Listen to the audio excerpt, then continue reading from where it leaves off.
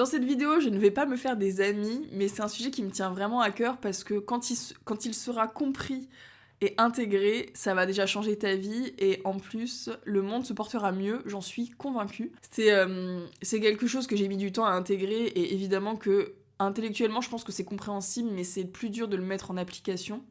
C'est quelque chose que j'ai appris en PNL, qui est parfois difficilement entendable, et je le remarque parce que c'est dur. Je le dis pas comme ça aux gens parce que ça peut être compliqué, mais en fait, c'est le fait que chacun est responsable de ses émotions et que tu es responsable de la manière dont tu réagis à quelque chose.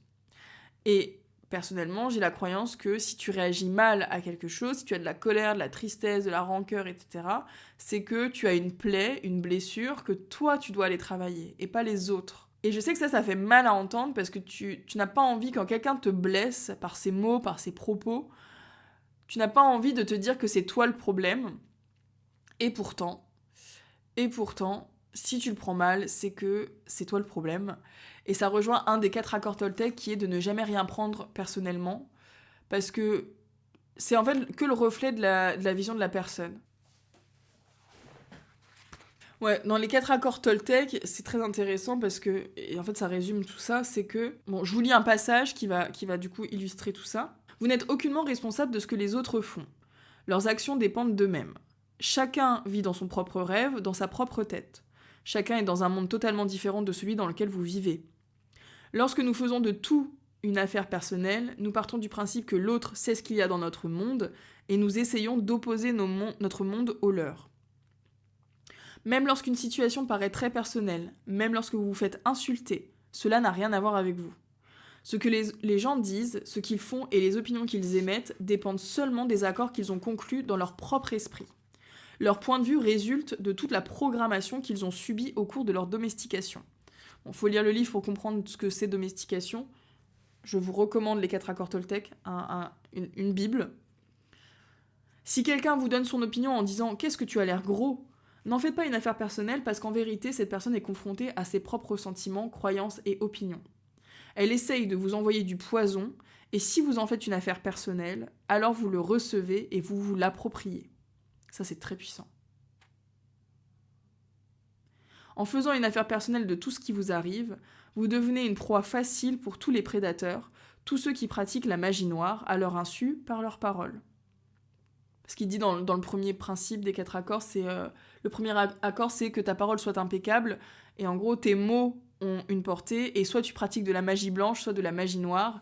Bon, je vous laisserai lire le livre, parce que je vais pas vous faire tout un résumé du livre. Donc j'adore ce livre-là, et du coup, je trouve qu'aujourd'hui, dans notre société, malheureusement, les gens se sentent offensés en permanence, et prennent tout personnellement. Et ça, c'est quelque chose qui, moi, personnellement, me rebute et m'énerve, parce que j'ai beaucoup été comme ça, j'ai beaucoup été dans cet état de victimisation, de les gens sont horribles, etc. Et en fait, ce n'est pas prendre ton pouvoir que de réfléchir comme ça et d'avoir cet état d'esprit-là.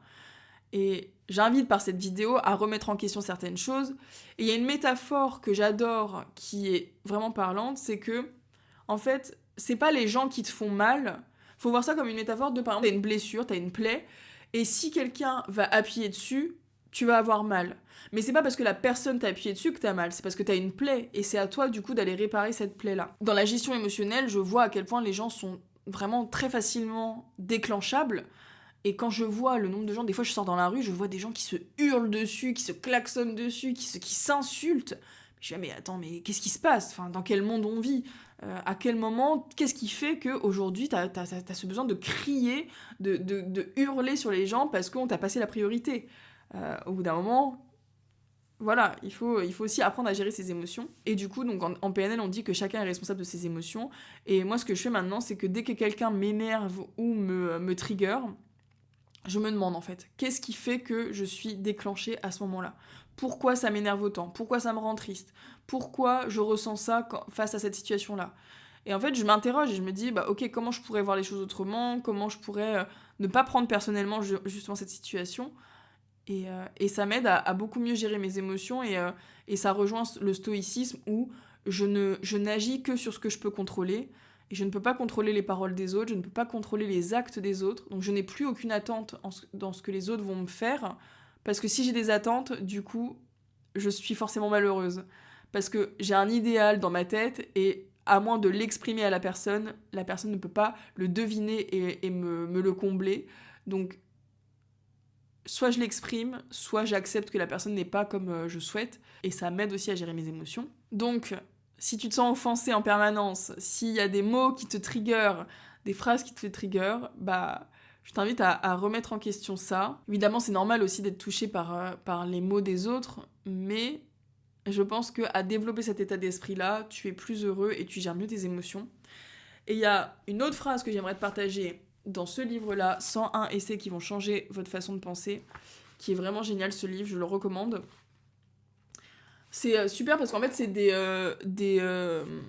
catégories et la personne, l'autrice donne des catégories. Donc, bon, dans la catégorie 15 choses que les gens à l'aise avec leurs émotions ne font pas, elle note. Ils ne font pas une interprétation personnelle de tout ce qui se passe autour d'eux.